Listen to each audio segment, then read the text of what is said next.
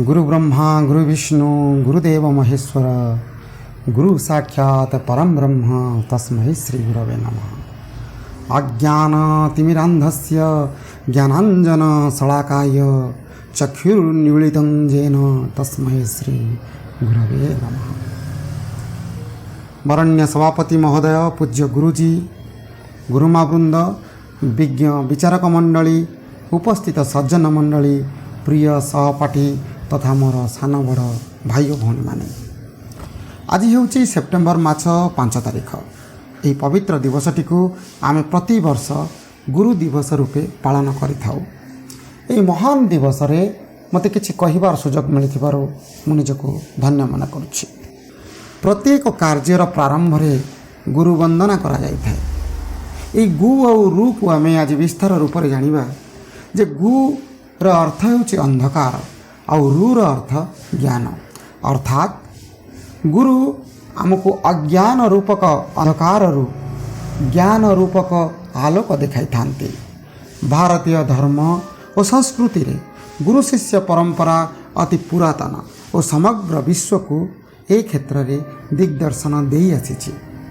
कपिल संहिता कह जाइछि विश्वानी भारत श्रेष्ठ, अर्थात विश्व रे भारत श्रेष्ठ।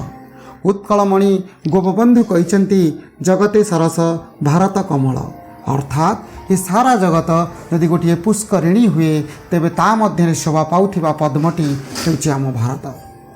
ये हेउछि आर्यभूमि भारत वर्ष, जार माटी पानी पवन वैदिक मंत्र रे परिपूर्ण।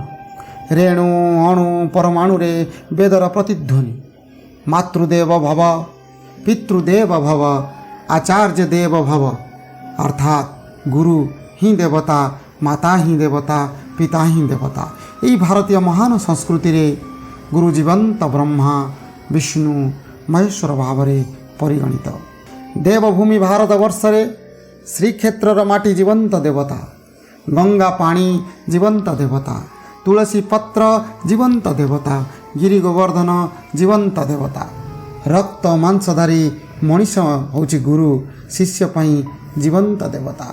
यही प्रसंग रे भक्त प्लवर श्री श्री जगन्नाथ दास का रचित श्रीमद् भागवत रे लिखित अछि, गुरु को न मणिवनर गुरु ही साक्षात ईश्वर, गुरुटी सर्वदेवमये मुहि बसई गुरुदेहे।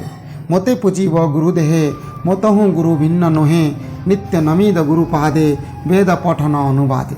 देवभूमि भारत वर्ष रे राम नररु नारायण हेले गुरु वशिष्ठंक पाई, श्याम पूजित हेले गुरु संदीपनी पाई, ध्रुव प्रहलाद ईश्वर प्राप्ति हेले गुरु नारदंक पाई, तृतीय पांडव अर्जुन हेले अपराजय गुरु द्रोणंक पाई, विवेकानंद हेले विश्ववंदित गुरु रामकृष्ण पाई, कर्ण हेले महान योद्धा गुरु परशुराम पाई, इंद्र हेले देवता गुरु बृहस्पति पाई, प्लाटो हेले विशिष्ट दार्शनिक गुरु सक्रेटिस पाई, सक्रेटिस जने विरल व्यक्तित्व गुरु अरिस्टटल पाई, श्री चैतन्य होई परिले अवतारी पुरुष गुरु केशव पाई, केशव भारती पाई।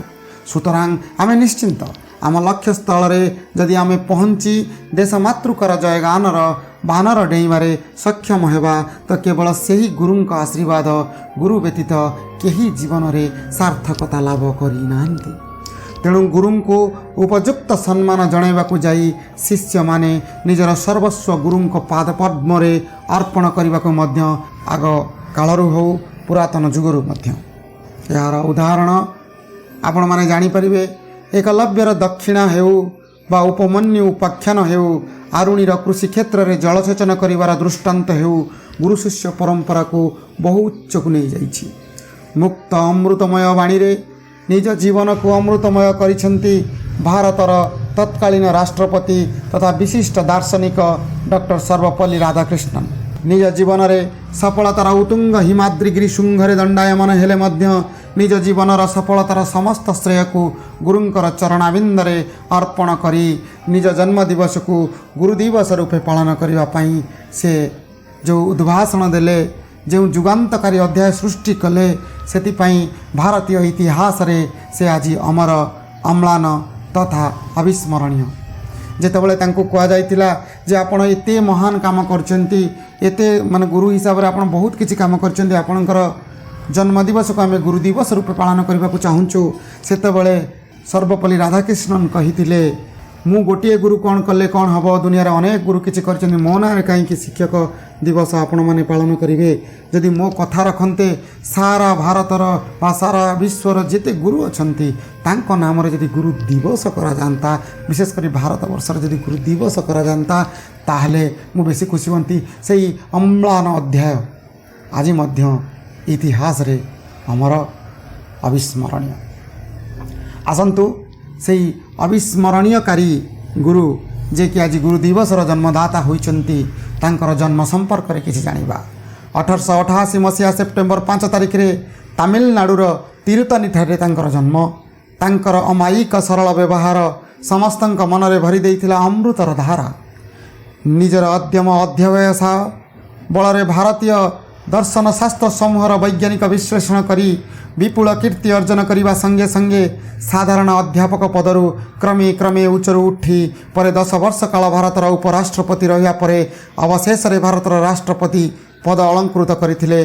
सत्य धर्म और शांतिर प्रचारक राधाकृष्णन रूस रे भारतर राष्ट्रदूत मध्य थिले। से इंग्लैंड सर्वोच्च उपाधि ऑर्डर ऑफ मेरिट पद पाइबार सौभाग्य अर्जन करथिले। राधाकृष्णनकर महान चरित्र समस्त शिक्षक समाज पाई एक उज्ज्वल दृष्टांत। आसंतु आज तांकर पवित्र सो नक्षत्र दिवस रे तांकर आदर्श चिंताधारा नैतिक शिक्षा को उच्च सम्मान देई ज्ञान आलोक वितरण पूर्वक निरक्षरतार व्याधि को समाज रु हटाइबा संगे संगे देश गठन रे जणे जणे आदर्श दायित्ववान कर्तव्यनिष्ठ नागरिक हेबाकू आमे माने निजको गढ़ी तोलिबा एतिकी कही मु आज मोर वक्तव्य शेष करुछि।